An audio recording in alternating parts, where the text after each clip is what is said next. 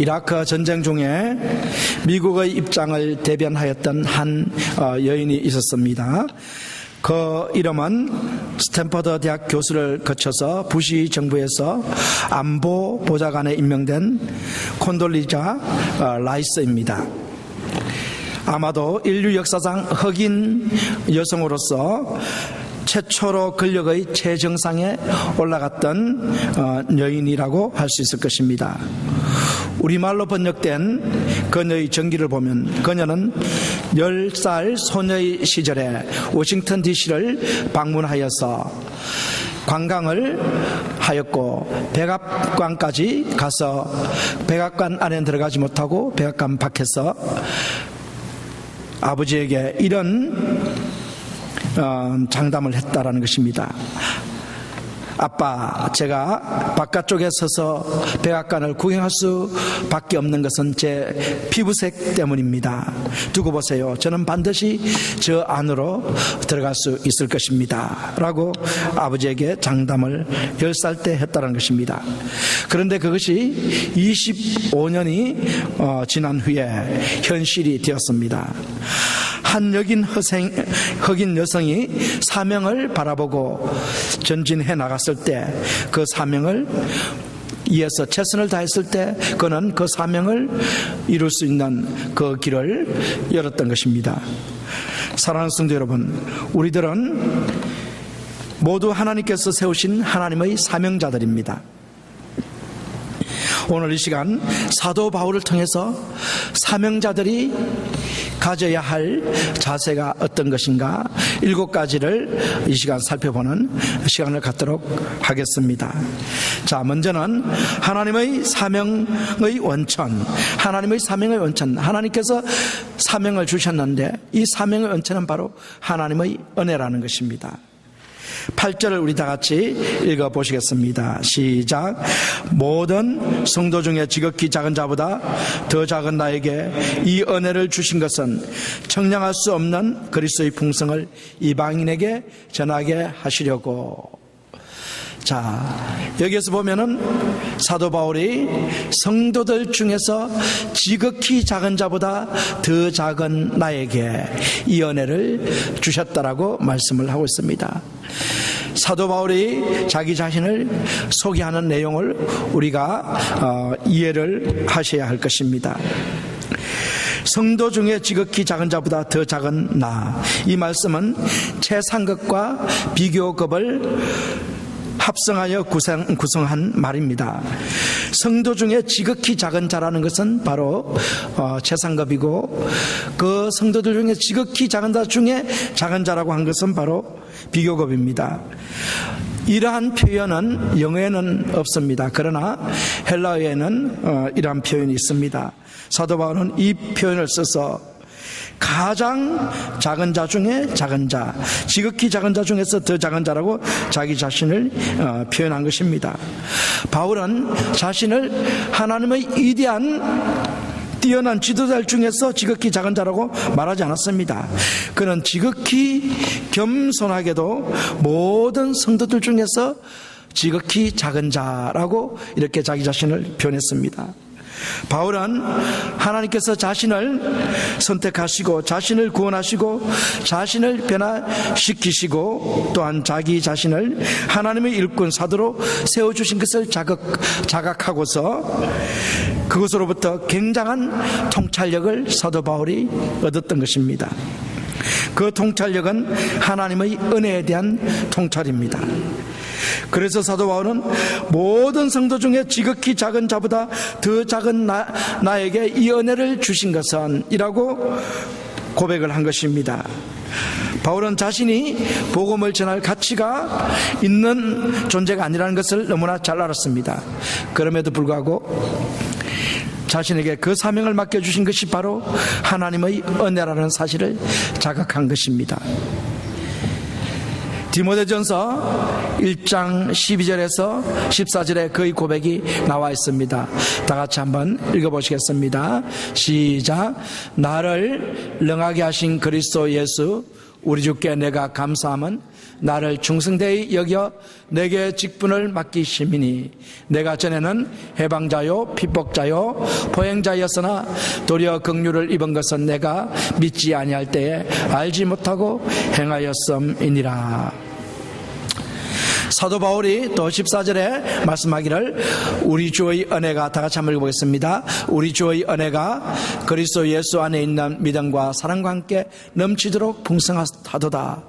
사도 바울이 이와 같이 하나님의 은혜에 대해서 고백을 했는데, 이 하나님의 은혜가 도무지 자기 자신은 받을 수가 없는 그런 은혜였지만 하나님께서 자신에게 부어주셔서 하나님께서 자신에게 직분자, 사도로 세워주셨다라고 고백한 내용의 말씀입니다.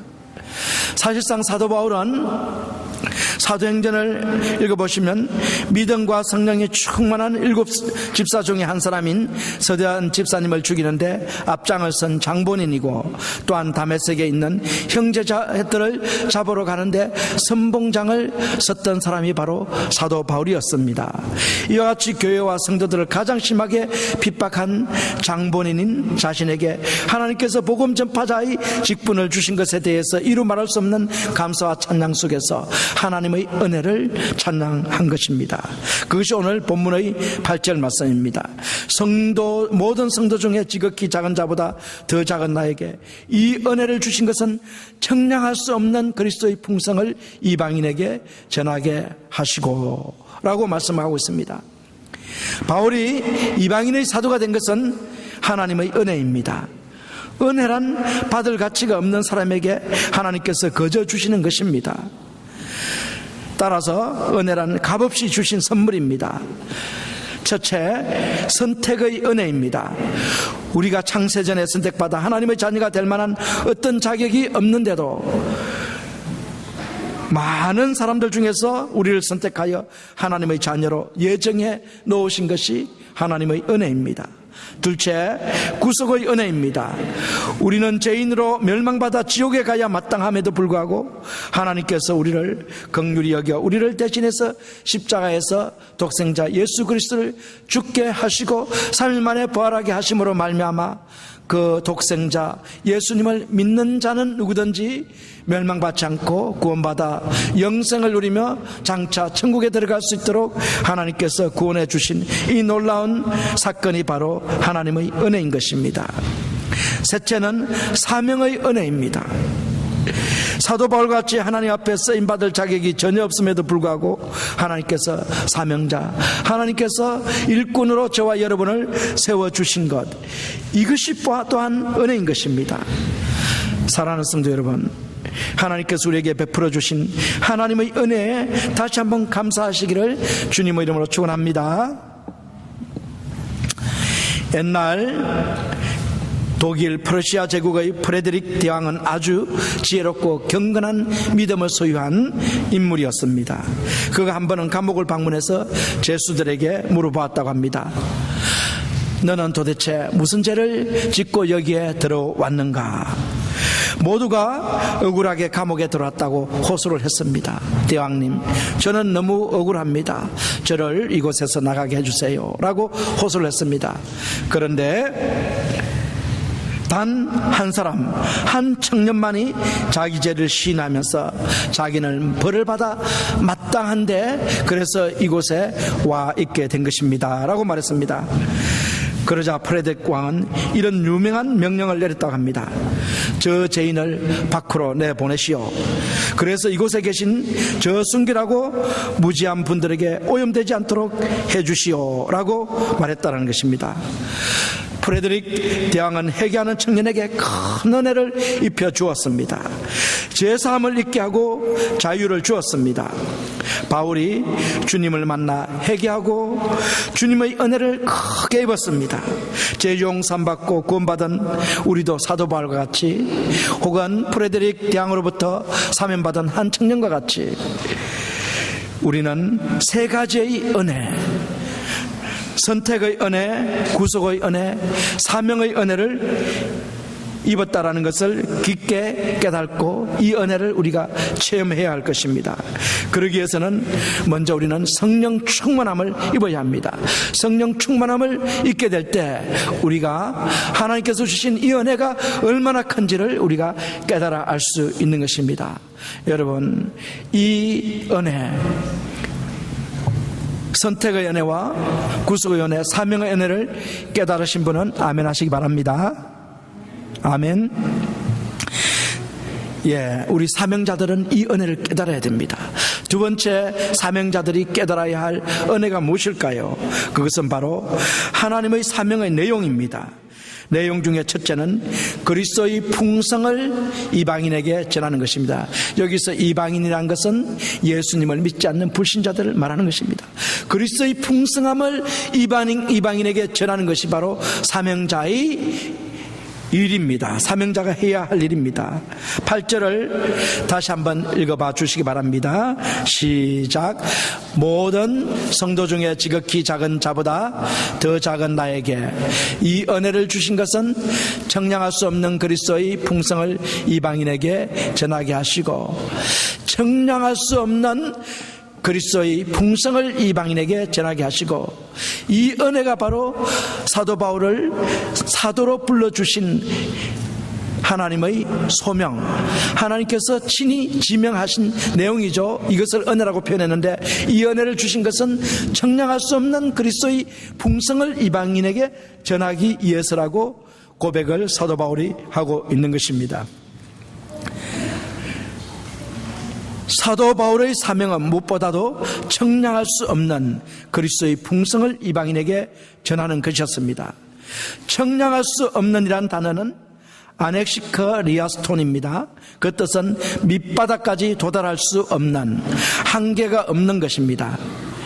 샘의 깊이를 우리는 육안으로 측정을 할 수 없습니다. 그와 같이 깊은 샘이 있습니다. 이 세상에서 청량할 수 없는 것 중에 한 가지가 바로 사람의 마음입니다.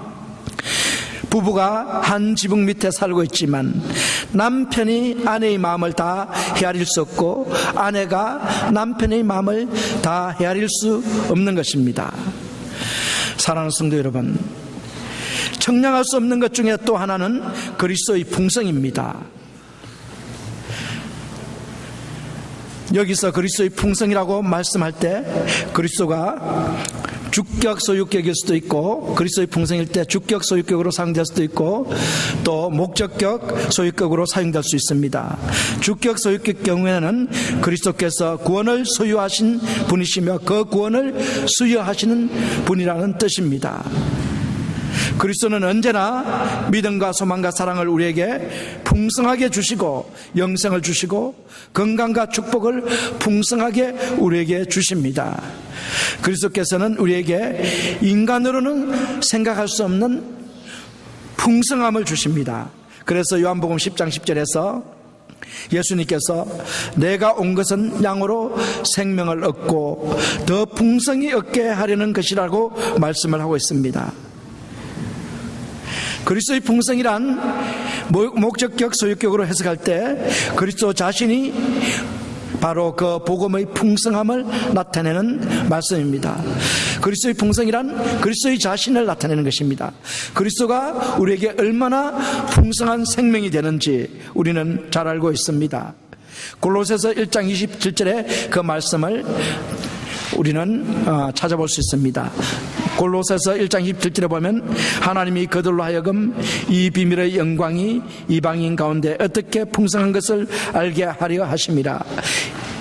이 비밀은 너희 안에 계신 그리스도시니 곧 영광의 소망이니라.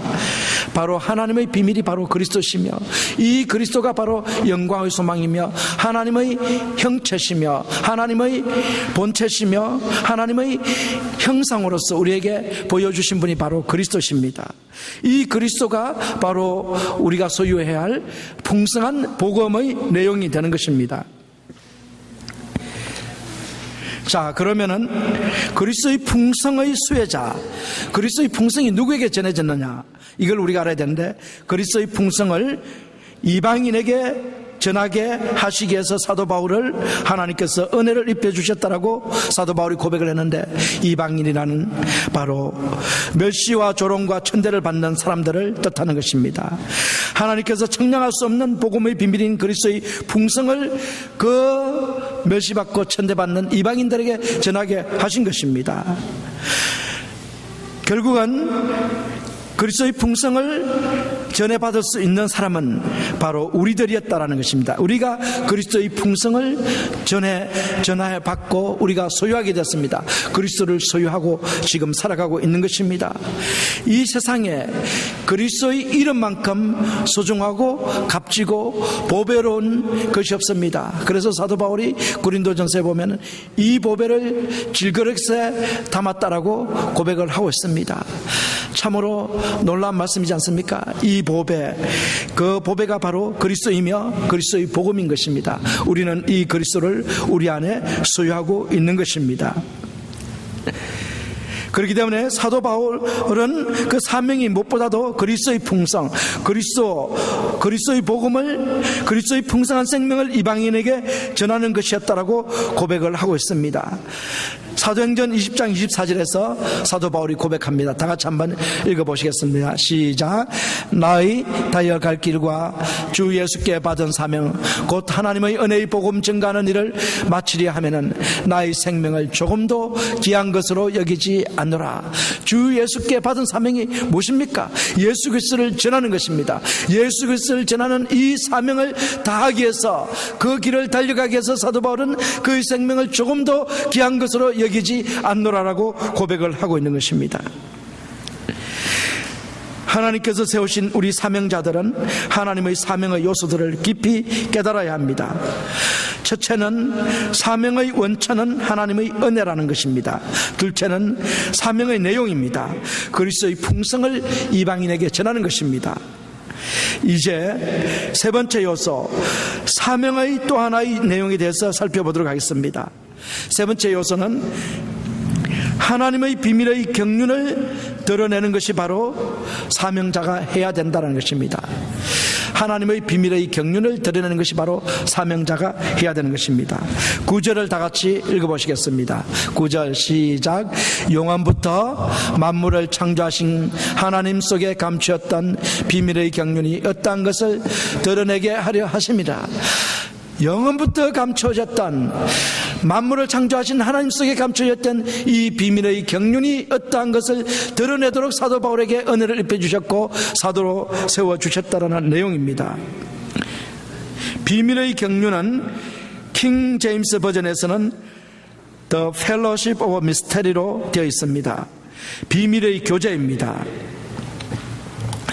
이방인이 하나님과 교제를 하게 되었고, 이방인이 유대인 그리스도인들과 교제를 할 수 있게 되었다라는 것이 하나님의 비밀이었다는 것입니다. 만세전부터 감춰져 왔던 것이 사도 바울에게 하나님께서 성령을 부어주셔서 이 비밀을 깨닫게 하시고 사도 바울이 이 비밀을 전하는 사도가 되었다라는 것이 바로 오늘 사도 바울의 고백인 것입니다. 이 비밀의 경륜. 그런데 우리말 성경에 보면은 비밀의 교제라고 하지 않고 비밀의 경륜이라고 되어 있는데, 원래 그것은 오이코노미아 투 미스테리오입니다. 이 오이코노미아라는 것은 우리말에는 경륜으로 번역되어 있는데 세 가지 뜻이 있습니다. 첫째는 사도직과 같은 청지기 직분이며, 둘째는 교훈이며, 셋째는 구원 계획입니다. 이 세 가지 중에서 가장 이 문맥에 맞는 것은 무엇이냐면 구원 계획입니다. 따라서 비밀의 경륜이란 비밀의 구원 계획입니다. 구원에 관한 비밀의 구원 계획. 이 비밀의 계획은 그리스도를 통해서 이방인에게까지 구원의 은총을 베푸실 하나님의 계획을 말씀합니다. 이 계획은 세상을 창조하시기 전에 이미 예수 그리스도 안에서 계획되었던 일입니다. 따라서 바울이 영원부터 만물을 창조하신 하나님 속에 감추어져 있던 비밀의 계획이라고 말씀하고 있습니다. 이 비밀의 계획을 드러내는 것이 사도 바울이 해야 될 일이었고, 우리 사명을 받은 사람들이 해야 될 일이라는 것을 하나님께서 이 시간 말씀을 하십니다. 자, 그런데 사랑하는 성도 여러분, 이 비밀의 계획, 비밀의 경륜을 누가 세웠는가, 이것이 매우 중요한 것입니다. 이것을 알아야 합니다. 만물을 창조하신 하나님께서 이 비밀의 계획을 세우셨다는 사실을 아는 것이 중요합니다. 전능하신 창조주 하나님께서 이방인을 포함한 모든 인류를 구원하실 계획을 세우신 것입니다. 그렇기 때문에 어떤 권세도 어떤 존재도 이 계획을 취소하거나 변경시킬 수 없습니다. 예수 그리스도를 통한 인류의 구속 사건은 하나님이 영원 전부터 계획하신 일이었습니다. 이 세상에 많은 종교가 있고 믿음이 있으나 그것들을 통해서 하나님께서 구원 계획을 세우지 않으시고 오직 한 가지 방법, 예수 그리스도를 통해서 우리를 구원해 주실 계획을 세우신 것입니다. 예수님의 대속 죽음과 부활을 믿는 자마다 구원받게 하실 이 구원 계획을 하나님께서 세우신 것입니다.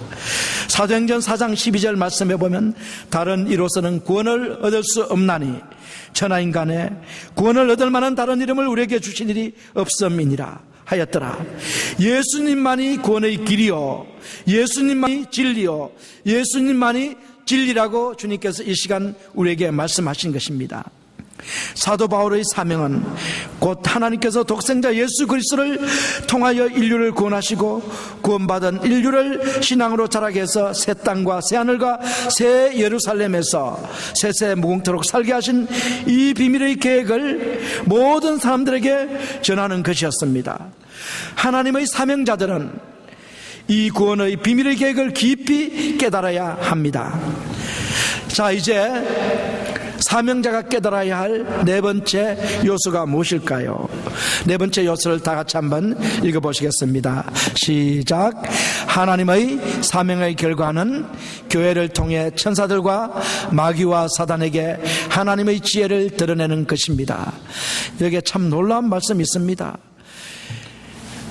사명자가 복음을 선포하고 예수님을 증거하고 믿지 않는 불신자들에게 예수님을 전함으로 말미암아 결과적으로 어떤 일이 일어나게 되는가, 이것이 참 중요한 말씀인데요. 이 말씀이 어떤 내용, 어디에 있냐면 10절이죠. 10절 한번 읽어보겠습니다. 다 같이 10절 시작. 이는 이제 교회로 말미암아 하늘에서 정사와 권세들에게 하나님의 각종 지혜를 알게 하려 하심이니.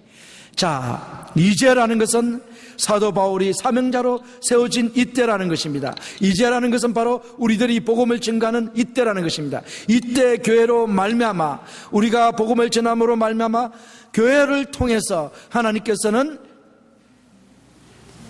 이 세상에 있는 하늘에 있는 정사와 공중권세 잡은 자들에게 하나님의 각종 지혜를 알게 하도록 하시겠다라는 말씀입니다. 자, 하늘에 있는 정사와 권세들이란 과연 무엇일까요? 이 하늘에 있는 정사와 권세들, 이 하늘에 있는 정사와 권세들은 바로 무엇을 나타내는가 하면은 천사들을 나타내고, 그 다음에 또 하나는 마귀와 사단을 나타내는 것입니다.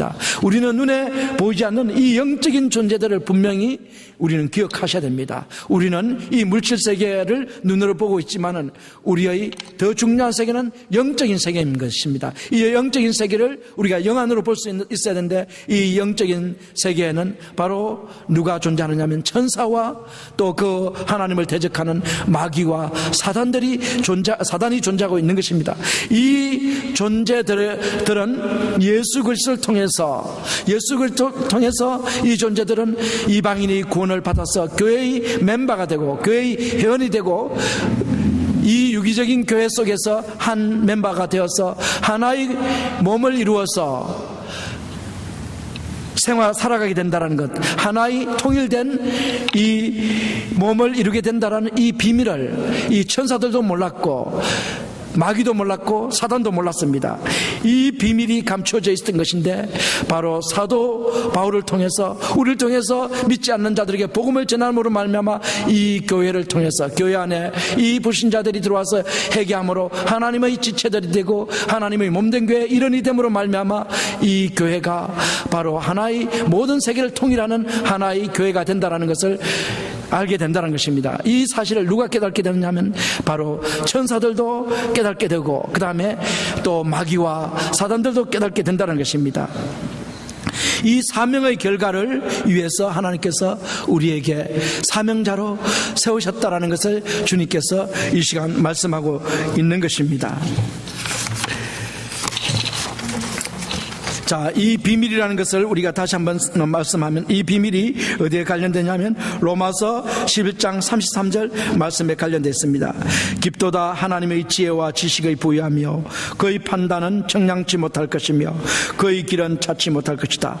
하나님의 지혜와 지식이 부유한데 이것은 바로 무슨 지혜냐면 로마서 11장 전체를 보면은 이방인들이 불순종하였다가 하나님의 은혜를 입어서 이방인들이 구원받게 되는 이런 놀라운 사건이 있었고, 또 하나는 유대인들이 이제 이방인들이 구원받게 해서 몇몇이 버림을 받았는데 그 불순종하던 유대인들이 다시 하나님의 은혜를 입게 되어서 다시 구원받게 된다는 참감람나무에 접붙이면 된다는 말씀이 로마서 11장 내용의 말씀인데, 이 내용이 바로 사도 바울이 참 깊은 하나님의 지혜라고 고백을 한 것입니다. 따라서 이 하나님의 지혜란, 오늘 본문 10절에 기록된 하나님의 각종 지혜란 바로 뭐냐면은 유대인과 이방인들이 예수 그리스도를 믿어서 하나님의 몸된 교회에 들어와서 하나의 통일된 공동체를 이루어서 함께 참으로 연합하여 하나님을 섬기며 참으로 하나님과 함께 살게 된다는 이런 내용이 바로 이 비밀이라는 것입니다. 자, 이 비밀을 드러내기 위해서 사명자로 우리를 세웠다라는 것을 우리가 기억을 해야 할 것입니다. 자, 사명자가 기억해야 될 다섯 번째 요소는 무엇일까요? 한번 보러 가겠습니다. 하나님의 사명의 예정은 영원 전부터입니다. 자, 이 말씀이 바로 11절 말씀이죠. 11절 다 같이 읽어보겠습니다. 11절 다 같이 시작. 곧 영원부터 우리 주 예수 그리스도 안에서 예정하신 뜻대로 하신 것이라. 예, 우리를 예정하여서 바로 하나님의 이 뜻, 계획을 드러내고 이방인을 구원하고 또 교회를 통해서 하늘에 있는 정사와 권세들에게 이 비밀을 알게 하는 이런 일들을 언제 계획을 했느냐 하면 하나님께서 창세전에 영원전부터 계획해 놓으셨던 일이라고 주님께서 말씀을 하고 있습니다. 이 계획은 사도 바울이 지어낸 것이 아니요 영원전에 이 세상이 창조되기 전에 이미 하나님께서 계획해 놓으시고 준비해 놓으셨던 일이었다라고 주님께서 말씀을 하고 있습니다. 자, 이제 여섯 번째 사명자가 알아야 할 요소, 여섯 번째를 우리가 한번 다 같이 읽어보시겠습니다. 시작. 하나님의 사명의 복은 예수 그리스도를 믿는 우리가 담대함으로 하나님께 나아감입니다. 자, 사명의 복, 사명자들이 그 사명을 감당함으로 말미암아 사명의 복을 받을 수 있는데, 신자들이 성도님들이 사명의 복을 받게 되는데 그 사명의 복이 무엇인가, 그것을 12절을 통해서 다시 한번 살펴보도록 하겠습니다. 12절 다 같이 읽어보겠습니다. 시작. 우리가 그 안에서 그를 믿음으로 말미암아 담대함과 하나님께 당당히 나아감을 얻느니라. 예수 그리스도 안에서 우리가 예수님을 믿음으로 말미암아 담대함, 이 담대하게, 그리고 당당하게는 바로 뭐냐면은 군인들이 행렬을 할 때, 열병식을 할 때 당당하게 걸어가는 그 모습과 똑같은 것입니다. 우리가 비굴하게 하나님 앞에 나가는 것이 아니라 당당하게 하나님께 나갈 수 있고, 또 우리가 두려워하는 마음으로 하나님께 나가는 것이 아니라 담대한 마음으로 하나님께 나갈 수 있게 되었다는 것을 말씀하는데, 이 담대함은 모든 것을 말할 수 있는 담대함을 말씀합니다. 에베소서 6장 19절에 기록된 것 같이 바울이 세상 법정에 서서 예수 그리스도를 증거하기 위해서 담대하게 담대하게 세상 법정에 서서 네로 황제 앞에서 복음을 담대하게 증거하도록 하기 위해서 에베소 성도들에게 기도해 줄 것을 요청을 했습니다. 그때 똑같은 단어가 사용된 것입니다. 세상에서 두려움 없이 예수 그리스도를 전할 수 있도록 두려움 없이 말할 수 있는 이 담대함을 말하는 것입니다. 따라서 본문에서 말하는 담대함이란 그리스도를 믿는 우리가 온 우주의 왕이시며 만물의 주인이시며 섭리자이신 하나님께 직접 나아가 말할 수 있는 권한을 가리킵니다. 하나님과 대화하는 특권은 아무나 가질 수가 있는 것이 아닙니다. 하나님의 자녀가 된 자들에게만 주어지는 특권으로서 현재의 성도들은 기도를 통해 이 특권을 누릴 수 있습니다. 우리가 기도를 통해서 하나님 앞에 담대하게 나아가서 이 특권을 누리며 기도응답을 받을 수 있는 것입니다. 이런 맥락에서 하나님께 당당히 나아갈 수 있다라고 사도 바울이 표현한 것입니다. 예수님을 믿는 우리가 하나님 앞에 담대히 나아가 기도할 수 있음을 말씀하는 내용이 히브리서 4장 15절에서 16절 말씀입니다. 다 같이 한번 읽어보겠습니다. 시작. 우리에게 있는 대제사장은 우리 연약함을 체휼하지 아니하시는 자가 아니요 모든 일에 우리와 한결같이 시험을 받은 자로 돼 죄는 없으시니라. 16절. 그러므로 우리가 긍휼하심을 받고 때를 따라 돕는 은혜를 얻기 위하여 은혜의 보좌 앞에 담대히 나아갈 것이니라. 동일한 단어가 사용되었죠. 또 요한일서 3장 21절 22절에도 동일한 단어가 사용됩니다. 사랑하는 자들아, 만일 우리 마음이 우리를 책망할 것이 없으면 하나님 앞에서 담대함을 얻고 무엇이든지 구하는 바를 그에게 받나니. 하나님께 담대하게 기도할 수 있는 이런 은혜를 우리에게 하나님께서 입혀주셨다는 것입니다. 이것이 바로 사명자들이 복음을 전함으로 말미암아 예수 그리스도를 믿지 않는 자들의 믿음으로 말미암아 이런 놀라운 은혜를 입게 되었다는 것을 주님께서 우리에게 말씀하시는 내용입니다. 이제 7번째, 하나님의 사명의 시각을 살펴봐야 되겠습니다. 하나님의 사명의 시각이 무엇일까요? 7번째, 하나님의 사명의 시각은 환난은 영광이라는 것입니다. 13절 말씀입니다. 다 같이 읽어보시겠습니다. 시작. 그러므로 너희에게 구하노니 너희를 위한 나의 여러 환난에 대하여 낙심치 말라. 이는 너희의 영광이니라.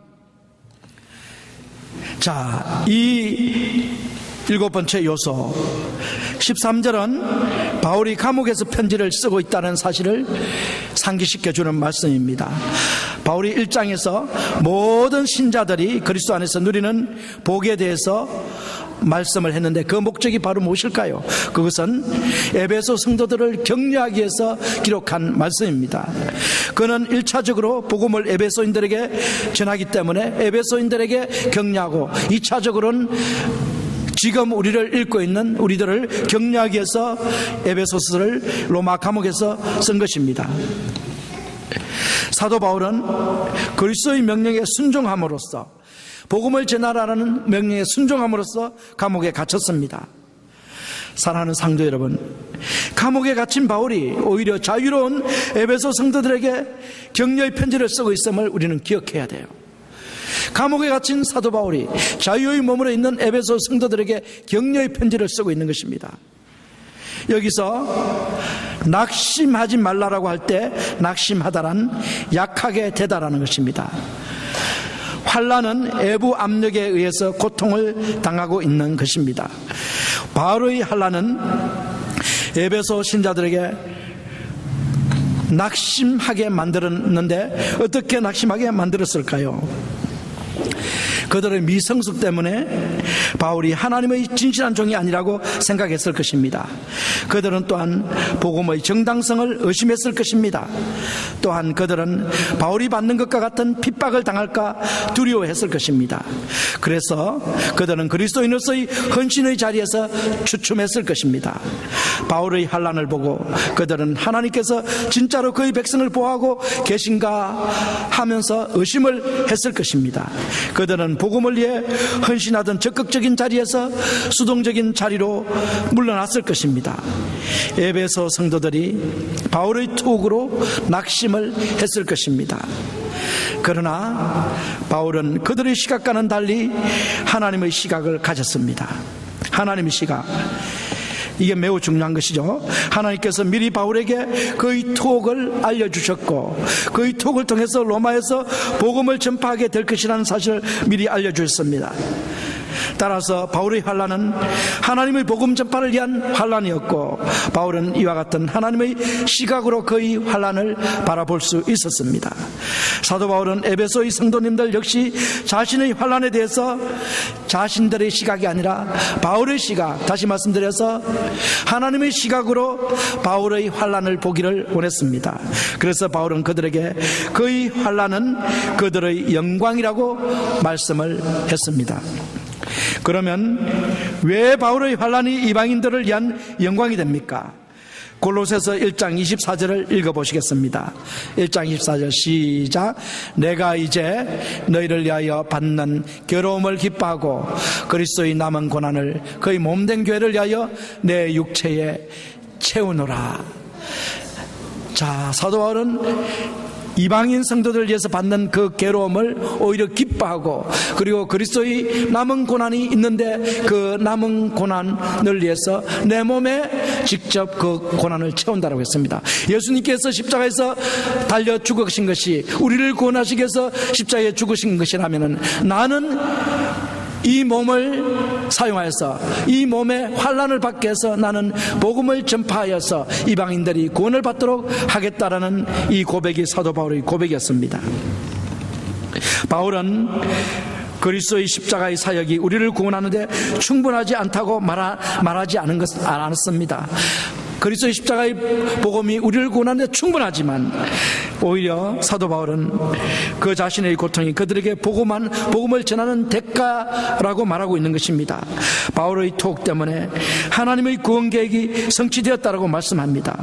이방인들이 복음을 받을 수 있는 유일한 방법은 바울이나 선교사님들이 혹은 우리 사명자들이 하나님의 계획을 반대하는 세상의 물리적인 힘이나 영적인 이 능력에 도전하여서, 이 능력들에 도전하여서 승리하는 길밖에 없다라는 것을 너무나 사도 바울이 잘 알았던 것입니다. 사랑하는 성도 여러분, 그러나 우리가 분명하게 알아야 할 것은 그 도전은 불가피하게 바울이 당한 투옥과 같은 대가가 요구된다라는 것입니다. 바울은 에베소인들에게 그의 환난이 그들이 하나님의 믿음의 가정, 즉 교회의 몸에 들어올 수 있도록 하기 위해서 반드시 치루어야 할 대가였다라고 말하면서 그리스도의 남은 고난을 내가 당하고 있다라고 말하고 있는 것입니다. 이러한 의미에서 그의 환난은 그들의 영광이 되는 것입니다. 그러므로 이제 에베소인들은 바울의 환난으로 낙심될 수만 없었습니다. 오히려 바울의 투옥을 패배나 수치나 비천하게 여기기보다는 그들은 그것으로 오히려 격려를 받아야 했었습니다. 그들은 바울이 감옥에서도 전하는 복음을 통해서 이루어지고 있는 이방인의 구원을 초점에 맞추어서 보아야 했습니다. 그들은 바울의 환난 속에서 이방인이 구원받아 하나님의 정한 자녀가 되는 이 영광을 바라볼 수 있어야만 했었습니다. 사랑하는 성도 여러분, 하나님께서 모든 그리스도인이 영적 사명을 가지시기를 원하십니다. 그 사명에 충실해지려고 할 때 참을 수 없는 어려움을 당할 수 있습니다. 그러나 하나님께서 우리들을 그 일을 하도록 부르신 이상 우리들을 지키고 보호하고 계신다라는 사실을 확신하고 우리들의 사명을 끝까지 포기하지 말고 완수해야 할 것입니다. 뉴욕 양키스와 미러키 브레이버스의 전설적인 야구 게임이 거행된 적이 있었습니다. 당시 뉴욕 양키스에는 입이 험하기로 유명한 포수 요기 베라가 있었고, 미러키에는 전설적인 강타자 행키 아론이 있었습니다. 월드시리즈 마지막 결승전에서 이 포수와 타자가 맞붙게 되었습니다. 입이 험한 포수 요기는 행키 아론이 타석에 들어서자마자 그의 집중력을 분산시키기 위해서 아론을 놀려대기 시작했습니다. 자네 방망이를 잘못 쥐고 있잖아. 그 방망이의 상표를 읽을 수 있도록 바로 지란 말이야 하면서 놀려댔습니다. 그러나 행키 아론은 한마디도 대꾸하지 않았고 투수의 공을 쳐내서 홈런을 만들어 버렸습니다. 그리고 홈베이스를 밟고 들어오면서 행키 아론은 포수 요기 베라에게 유명한 한마디를 남겼습니다. 이보게 요기 베라, 나는 상표를 읽으려고 타석에 서지는 않았다네. 행키하로는 집중력을 분산시키려는 전술에 말려들지 않고 목표를 전념해서 승리할 수 있는 그런 놀라운 승리를 얻었던 것입니다. 인류 역사에서 가장 의미 있는 발전, 의미 있는 일들은 비판과 조롱을 극복하고 사명감에 따라서 초점을 맞춰 일해 나가는 사람들에 의해서 이루어졌습니다. 하나님의 사명을 감당할 때 뜻하지 않는 비판과 조롱을 받을 수 있습니다. 복음의 사명으로 인하여 바울이 당한 환난이나 고통을 통해서 하나님께서 오늘 우리들에게 무엇을 말씀하시는지를 물어야 할 것입니다. 여러분 모두는 예수 그리스도를 전하기 위해서 치루어야 할 대가를 치를 준비를 하고 계십니까? 여러분은 기꺼이 주님과 복음을 위해서 필요하시다면 기꺼이 고통을 당하시기를 결단하십니까? 여러분은 그리스도를 섬기기 위해서 당하는 고통이 너무 힘들다고 생각하십니까? 여러분들은 혼자가 아니란 사실을 믿으시기 바랍니다. 사랑하는 형제 자매 여러분, 아직도 예수님을 믿지 않으신 분들은 예수님을 구주로 영접하시기 바랍니다. 예수님을 구주로 영접하시면은 여러분들은 이 세상의 존재 목적을 발견할 수 있습니다. 사명을 발견할 수 있습니다. 하나님께서 은혜로 사명을 주십니다. 이 자리에 계신 여러분 모두 예수님을 믿어서 하나님 자녀가 되어서 영생을 얻을 뿐만 아니라 하나님께서 주시는 이 사명을 발견하여 인생을 참으로 의미 있고 값진 인생을 살아가시기를 주님의 이름으로 축원합니다. 이 시간 기도하겠습니다.